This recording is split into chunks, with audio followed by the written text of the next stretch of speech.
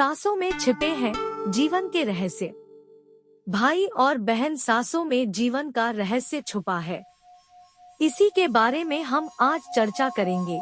जीवन और मृत्यु के बीच की डोर हमारी नाक से बहता सांस ही है। जब तक ये सांस है, जीवन है, और इस डोर का टूटना ही मृत्यु है।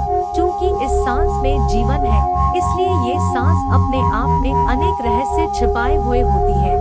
इसी सांस में न केवल स्वास्थ्य का खजाना छुपा है, बल्कि जीवन के हर छोटे बड़े कार्यों की सफलता के लिए यह सांस हमें अपनी भाषा में कुछ न कुछ कहता रहता है, जिसका एक पूरा विज्ञान है। इसको स्वर विज्ञान कहा जाता है।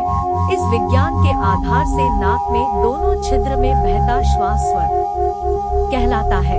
बाएं नासिका में चंद्र स्वर और दाईं नासिका में सूर्य स्वर बहता है। चंद्र स्वर में इड़ा नाड़ी होती है। यह स्वर ठंडी प्रकृति का होता है।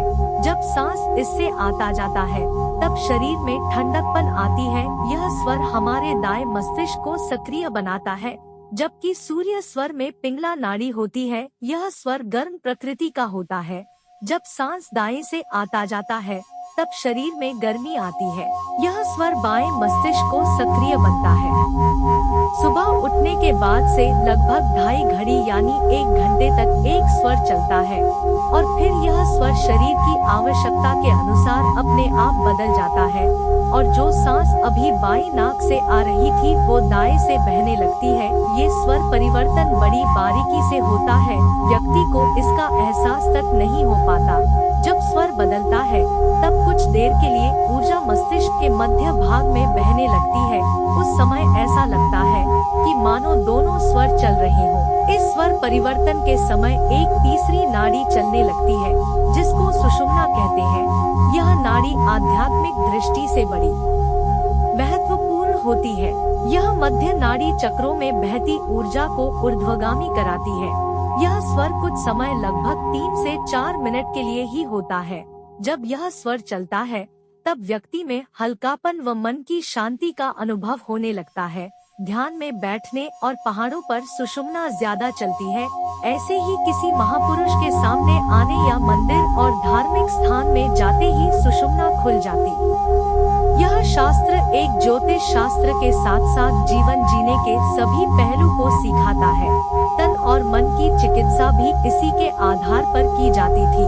इसी स्वर को व्यवस्थित करने के लिए प्राणायाम किया जाता, जिससे इन स्वरों में ठीक प्रकार से ऊर्जा का प्रवाह होकर शरीर स्वस्थ बना रहे। योग शास्त्र कहता है कि स्वर के गड़बड़ाने से रोग पैदा होते हैं, और प्राणायाम से इन्हीं स्वरों को फिर से व्यवस्थित करके रोग को ठीक किया जाता है।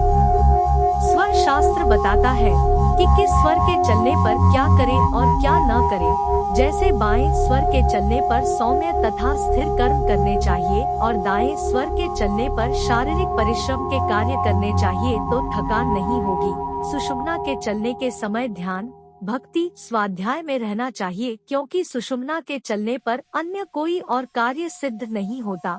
दिन के समय सूर्य नाड़ी और रात के समय चंद्रमा नाड़ी का चलना उचित रहता है।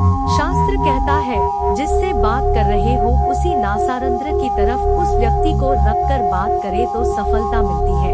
दूर देश जाना हो तो चंद्रमा नाड़ी, और समीप देश जाना हो तो सूर्य नाड़ी में गमन करें। दाएं स्वर में भोजन करें और बाएं स्वर में जल पिए। घर से निकलने के समय जो स्वर चल रहा हो, यदि वही पैर पहले बाहर निकाले तो कार्य पूर्ण होता है। इस प्रकार यह विज्ञान अनेक जानकारी देता है। यह जानकारियाँ इतनी फायदेमंद रही होगी कि आज भी काफी बुजुर्ग लोग इन बातों का ध्यान रखते हैं।